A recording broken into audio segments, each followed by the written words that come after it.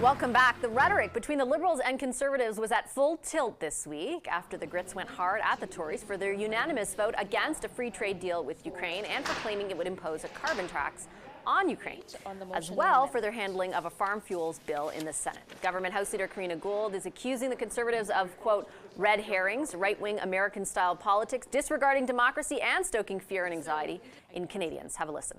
I have to say I am in complete shock about this. Conservative members of Parliament have shown their true colors. Just to show you how pathologically obsessed Trudeau is with his tax, he did something that has never been done in the history of trade agreements. The Ukrainian farmers, he expects them to pay a carbon tax while they're trying to feed their hungry people. This is cruel, and frankly, it is disgusting. Our Sunday strategy session is here to unpack what you just heard. Kathleen Monk is a former Director of Communications to the late Jack Layton. Kory Teneycke was Ontario Premier Doug Ford's campaign manager and former Director of Communications for Prime Minister Stephen Harper. And Scott Reid is former Communications Director to Prime Minister Paul Martin. Hi, everybody. Good to see you. Scott, I'll start with you. We've spent a number of weeks talking about how Pierre Poilievre has been on game when it comes to his political strategy and forced the Liberals to be on the defense. This week felt a lot different. What's your take on how it went down? Yeah, I think just one event after another that displayed a fundamental lack of character on the part of the Conservative leader. And, you know, you're going to hear his team and you're going to hear Conservatives try to blow it all away and spin it all away and say, well, nobody was really paying attention, and that's not true anyway. But, you know, popular opinion, political opinion, it's shaped by, you know, these sort of osmotic events where people withdraw an impression. And here's the thing, they're dead wrong on Ukraine. They're wrong on the facts, but beyond that, you just fundamentally have to be on the right side of this discussion.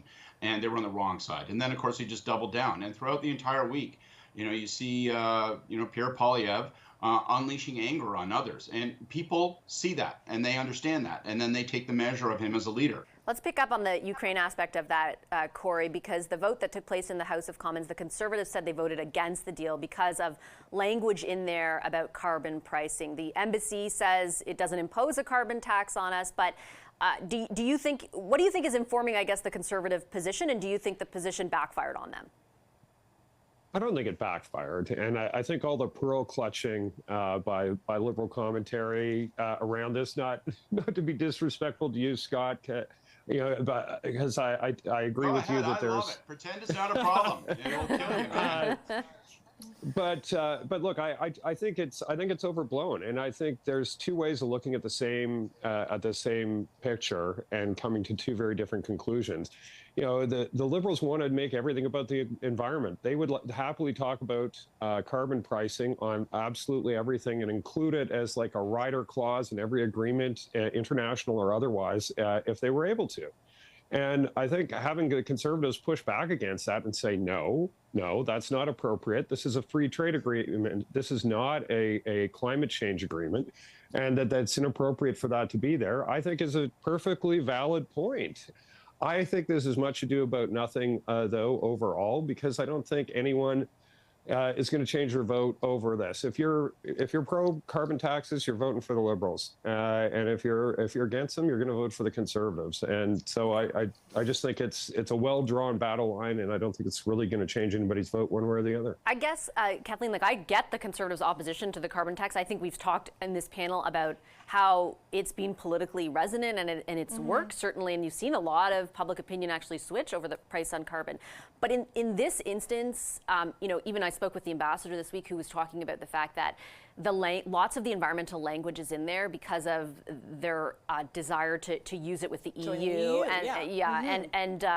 And they did not view it as an imposition of the carbon tax. So once again, I get the opposition, but in this instance, was it necessary?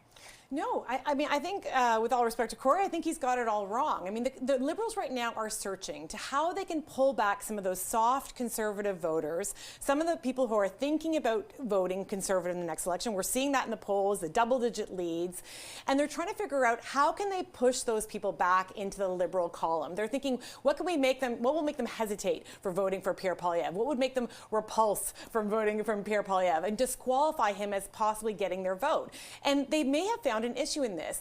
They're looking at the values, the policy issues, that they can create those wedges. And right now in Canada, you can't afford to have any light between your support for Ukraine. And the Liberals have tried in this past week in a way to kind of align Pierre Poilievre with that kind of larger right-wing movement that is a bit more pro-Putin, a bit more anti-Ukraine, the likes of Viktor Orban, the likes of Nigel Farage, or even for that matter, the recently elected Geert Wilders, and taking those, and not to mention Trump, and aligning him there. And I think that that's dangerous. And I think that the Conservatives would be foolish to not take that seriously. Why? Because it is never too early to lose your lead in the polls. Do you think, Scott, strategically speaking, there is a large swath, though, of those kind of soft conservative voters or soft liberal voters? Like, are there a lot of people in the mushy middle? Because the Conservatives have kind of rejected that after the last two elections and said, like, we don't need to moderate ourselves in order to win the next election. We can do that without doing so.